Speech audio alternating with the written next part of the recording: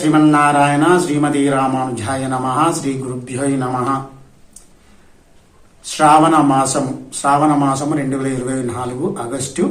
ఈ శ్రావణ మాసము రాగానే మన యొక్క స్త్రీమూర్తులు ఎవరైతే ఉన్నారో, లక్ష్మీలు, ఇంటి ఇల్లాలు, ఇంటి మహాలక్ష్మి ఎవరైతే ఉన్నారో స్త్రీమూర్తులకి చాలా విశేషమైన మాసం అని చెప్పుకోవచ్చు. ఈ మాసంలో మేము కూడా చాలా చూస్తాము. ఈ మాసము ఎవరైనా మాంసాహారాలు తినరు, చాలా మట్టుకు అని చెప్పంటే 100% మాత్రము మాంసాహారం అనేది హిందువులు ఎవరైతే తినకుండా ఉంటారు. అయితే ఈ మాసము ఏమిటండి అని చెప్పంటే, ప్రత్యేకత ఏమిటి అని చెప్పంటే, ఈ మాసంలో 4 శుక్రవారాలు వస్తాయి. 4 శుక్రవారాలు అని చెప్పంటే వరలక్ష్మి వ్రతం చేస్తారు. వరలక్ష్మి అమ్మవారంటే సాక్షాత్తు లక్ష్మీదేవి, లక్ష్మీనారాయణులు ఎవరైతే ఉన్నారో లక్ష్మీ అమ్మవారికి ఈ వరలక్ష్మి వ్రతం అంటే 8 అవతారాలలో వరలక్ష్మి అవతారం ఒకటి. ఈ అవతారంలో వరలక్ష్మి అనే వ్రతం చేయడం వల్ల మీ ఇంటిలో సిరి సంపదలు వస్తాయి. అంటే ఐశ్వర్యాలు, ధన కనక వస్తు వాహనాదులు ఇవన్నీ మీకు సంక్రమిస్తాయి. తర్వాత పుత్ర పౌత్ర అభివృద్ధి జరుగుతుంది. అంటే అమ్మవారి యొక్క ఆశీస్సులు ఉంటే ఎలాంటివి మీకు జరుగుతాయి అని చెప్పడం ఇలాంటి శుభకరమైన మీ ఇంట్లో సిరి సంపదలు కురుస్తాయి. అయితే ఇది ఎవరు చేయాలండి అని చెప్పంటే, ఇందులోని ఏ వర్ణ భేదము లేకుండా అన్ని వర్ణాల వారు ఈ యొక్క వ్రతము ఆచరించవచ్చు. అయితే మీ ఇంటి పక్కన ఉన్న వాళ్ళు కానీ, తర్వాత మీ బంధువులను కానీ, మీకు ఎవరైతే ఉన్నారో తెలిసిన వారందరికీ ఈ వీడియో షేర్ చేయండి. ఎందుకంటే ఇంతకు ముందు మీరు వ్రతం చేసిన వారైతే చేసుకోవచ్చు, చెయ్యని వారు కూడా ఈ వ్రతాన్ని ఆచరించండి. ఆచరించి మీకు ఎలాంటి ఆర్థిక ఇబ్బందులు ఉన్నా ఏదున్నా కానీ తొలగిపోవుటకు, అమ్మవారి కటాక్షం, కృపా కటాక్షము ఉండడానికి ఈ యొక్క వ్రతం చేస్తే మీకు 100% లాభం అనేది జరుగుతుంది. విశేషమైన మీకు అమ్మవారి యొక్క కటాక్షం అనేది కలుగుతుంది. అమ్మవారి యొక్క ఆశీస్సులు ఉంటే ఏమి జరుగుతుంది? ఐశ్వర్యం ఆటోమేటిక్గా మీకు వస్తుంది. ఎలా వస్తుంది అని చెప్పంటే, మీరు చేసే వృత్తి ఏదైతే ఉందో, ఉద్యోగం రీత్యా కానీ లేదా వ్యాపార రీత్యా కానీ వ్యాపారంలో అభివృద్ధి పొందుతారు. తర్వాత వ్యవసాయ కుటుంబం అయితే మీ వ్యవసాయంలో ఉండే అభివృద్ధి అని చెప్పంటే, అందులో ఉండే ఏదైతే ఉందో వచ్చే సీడ్స్ ఏమైతే ఉన్నాయో అవి ఎక్కువ అని చెప్పంటే ఎక్కువగా వచ్చే అవకాశం ఉంటుంది. కాబట్టి ఈ వరలక్ష్మి వ్రతం ప్రతి ఒక్క స్త్రీ, ప్రతి ఒక్క తల్లి ఆచరించాలి. ఇదివరకు తెలియని వారు కూడా మీకు చెప్పండి. ఈ వీడియో చూసిన వారు ఎవరైతే ఉన్నారో మీరందరూ దీన్ని షేర్ చేయండి. మీ వారికి ఇది పంపించండి. ఇది వరలక్ష్మి వ్రతం చేయాలి. వరలక్ష్మి వ్రతం ఎలా చేసుకోవాలి అని చెప్పంటే, దీనికి కూడా వరలక్ష్మి ఒక కథ కూడా ఉంది. అది మీకు ఈ వీడియో చివరిలో చెప్తానండి. అయితే ఎలా చేసుకోవాలి వ్రతము అని చెప్పనంటే, మీకు ఉదయాన్నే లేవాలి. అంటే ఉదయం అంటే 4 గంటలు అంటే బ్రహ్మముహూర్తము అని చెప్పంటారు. బ్రహ్మముహూర్తంలో మీరు నిద్ర నుండి మేల్కొండి. మీ ఇల్లును శుభ్రంగా కడుక్కోండి. అంటే శుభ్రత, ఇల్లును, పూజా మందిరాన్ని, తర్వాత మీ ఇంటి బయట ఉన్న వాకిలి ఏదైతే ఉందో గోమయంతో మీరు అలకండి. అంటే ఆ గోమయం తీసుకొచ్చి, అంటే ఆవు పేడని తీసుకొచ్చి అలకండి. ఇంటి మళ్ళా పచ్చ తోరణాలు కట్టుకోండి. తర్వాత మీ పూజా మందిరాన్ని అలంకరించుకోండి. తర్వాత ఎందుకు అని చెప్పారంటే, ఆ రోజు బ్రహ్మచర్యం పాటించండి. అంటే అంతకు ముందు రోజు, తర్వాత ఆ రోజు బ్రహ్మచర్యం పాటిస్తే చాలా విశేషమైన మీకు ఫలితం ఉంటుంది. అయితే మీరు పూజా మందిరాన్ని అలంకరించుకోండి. అంటే అని చెప్పంటే, అమ్మవారి యొక్క చిత్రపటాన్ని మీరు పూజా మందిరంలో పెట్టుకొని దానికి పూలదండ అవన్నీ వేసి దీప నైవేద్యం పెట్టండి. దీప నైవేద్యం పెట్టి అమ్మవారి యొక్క అష్టోత్తర శతనామావళి కానీ సహస్రనామావళి కానీ మీరు బుక్ స్టోర్లో దొరుకుతాయి కదండి, అవి తీసుకొచ్చి చేసుకోండి. లేదు అని చెప్పంటే, మీరు షోడశోపచార పూజలు చేసి అన్ని పద్ధతి క్రమంగా చేస్తాను అని చెప్పంటే అలా కూడా చేసుకోండి. మీ ఇంట్లోనూ కూర్చొని చేసుకోండి. లేదు మీరు కొత్తగా చేసుకున్న వారైతే మీ యొక్క దగ్గరలో ఉన్న ఒక 10 కిలోమీటర్లు కానీ 20 కిలోమీటర్ల దూరంలో ఉన్న ఏదైనా మందిరాలు ఉంటే, లేదా మీ గ్రామంలో ఏదైనా మందిరాలు ఉంటే అక్కడికి ఏ మందిరం అని చెప్పంటే లక్ష్మీ నరసింహస్వామి టెంపుల్ కానీ, తర్వాత ఎలాంటి టెంపుల్ అయినా పర్వాలేదు, తర్వాత వెంకటేశ్వర స్వామి టెంపుల్ అయినా కానీ ఎక్కడైనా ఉంటే అక్కడ వారు ఖచ్చితంగా ఈ 4 వారాలు వరలక్ష్మి వ్రతం చేయిస్తారు. అక్కడికి వెళ్ళి మీరు వారి దగ్గర ఉండి మీరు వరలక్ష్మి వ్రతం చేయించుకోండి. అయితే లేదు ఇంట్లోనే చేసుకుంటామంటే నేను ఇంతకుముందు చెప్పిన విధానంగా చేయండి. మాకు పూజలు అవన్నీ ఏమి రావండి, ఎలా చేయాలి అని చెప్పంటే నేను ఇంతకుముందు చెప్పినట్టు ఆ పూజా స్టోర్లో దొరుకుతుంది, ఒక బుక్ దొరుకుతుంది, అమ్మవారి వరలక్ష్మి వ్రతం బుక్ ఇవ్వండి అని చెప్పంటే అందులో సహస్రనామావళి ఉంటుంది. అమ్మవారికి మొక్కి ధూప దీప నైవేద్యం పెట్టి మొక్కండి. మొక్కి తర్వాత ఈ యొక్క నామజపం చేయండి. మీకు అమ్మవారి యొక్క కటాక్షం అనేది కలుగుతుంది. తర్వాత వాయినాలు ఇచ్చుకుంటాం కదండి అమ్మవారికి.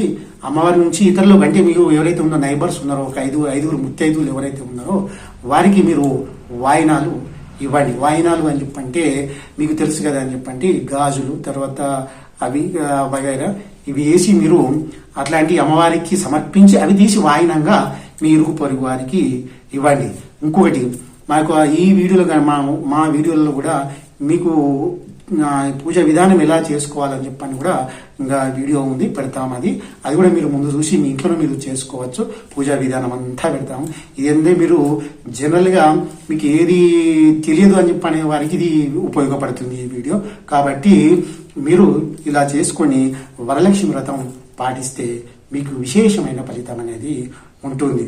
తర్వాత ఈ చారుమతి వ్రత కథ అని చెప్పంటే ఈ వరలక్ష్మి వ్రత కథ ఏమిటి అని చెప్పంటే చారుమతి అని చెప్పని ఒక బ్రాహ్మణ స్త్రీ ఉండేది పూర్వం. అయితే ఈ చారుమతి ఆమె చాలా ఏమిటని చెప్పంటే అత్తామామలను చాలా చక్కగా చూసుకునేది. తర్వాత భర్త గారిని శ్రీమన్నారాయణ రూపంలో కొలుసుకుంటూ ఉండేది. కాబట్టి ఉంటూ ఉండేది. ఉన్న తర్వాత అప్పుడు ఆమెకు ఒకనాడు స్వప్నంలో స్వామి అమ్మవారు కనిపించడం జరుగుతుంది. లక్ష్మీదేవి అంటే ఆమె ఎంత నీతి నిజాయితీ కొద్ది ఉండి ఆమె పూజలు వ్రతాలు చేయడం వల్ల ఆమెకు అమ్మవారి యొక్క దర్శనం కలిగింది. అది స్వప్నంలో కలిగింది. కాబట్టి ఈ దర్శనము ఆమె అమ్మవారి కలిగి, అమ్మా నీవు ఈ యొక్క వ్రతము ఆచరించు, పాటించు, వరలక్ష్మి వ్రతము అని చెప్పని అంటారు. ఈ వరలక్ష్మి వ్రతం ఇలా చెయ్యి అని చెప్పని ఆమెకు చెప్పడం జరిగింది అమ్మవారు చెప్పిన తర్వాత ఆమె ఆ నిద్ర నుండి మేలుకునేసరికి స్వప్నంలో చూసి వెంటనే వాళ్ళ అత్తగారిని, మామగారిని, భర్త గారిని లేపి ఈ విషయాన్ని చెప్పిన తర్వాత అయితే సరే మీరు శ్రావణ మాసంలో శుక్రవారం చెయ్యి అని చెప్పని వాళ్ళ భర్త గారు ఆజ్ఞ ఇవ్వడం జరిగింది.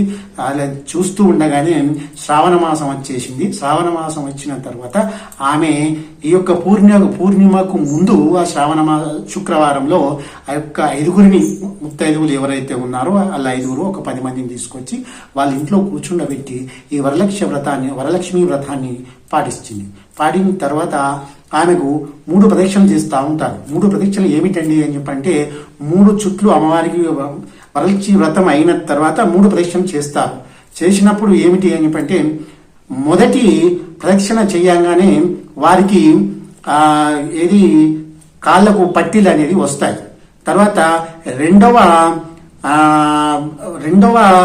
అది మన ప్రదక్షిణ చేయగానే వారికి బంగారు గాజులు వస్తాయి అని చెప్పంటే చారుమతి పిలిచిన ఎవరైతే స్త్రీలు ఉన్నారో ఇరుగు పొరుగు వారికి అందరికి కలిపి ఈ యొక్క బంగారు అనేది వస్తాయి. వచ్చిన తర్వాత మళ్ళీ ఒక ప్రదక్షిణ చేస్తారు. ప్రదక్షిణ చేయగానే వారికి మెడలో ఉండే ఆభరణాలు వారి శరీరం నిండా బంగారు ఆభరణాలతోటి నిండిపోయి ఉంటది. ఉన్న తర్వాత వస్తుంది అట్లా సంక్రమిస్తూ ఉంటది.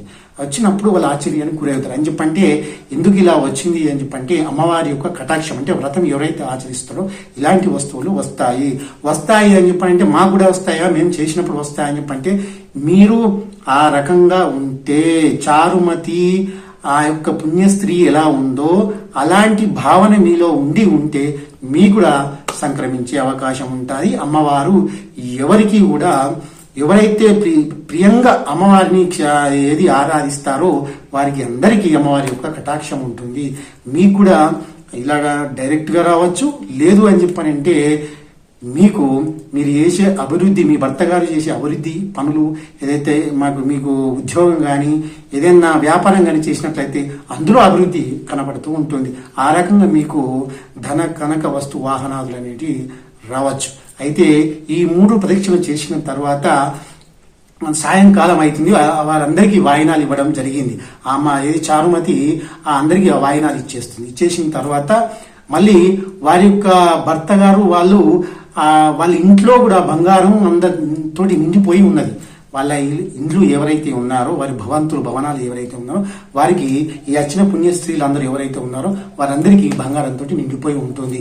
తర్వాత వారు వాహనాలు వేసుకొని వచ్చారు. అప్పుడు వాళ్ళని అంటే ఎవరైతే ఈ స్త్రీలు ఉన్నారో, వచ్చిన స్త్రీలు పూజకు ఎవరైతే వచ్చారో వారిని తీసుకెళ్ళడానికి వారు అప్పుడు వాహనాలతోటి వచ్చారు. వాహనాలు అని చెప్పంటే అప్పుడు ఎడ్లతో కట్టిన బండ్లు కావచ్చు, రథాలు కావచ్చు, గుర్రపుతోటి చేసిన వాహనాలు ఏదైనా పర్లేదు, వాహనమే అంటారు కదండి.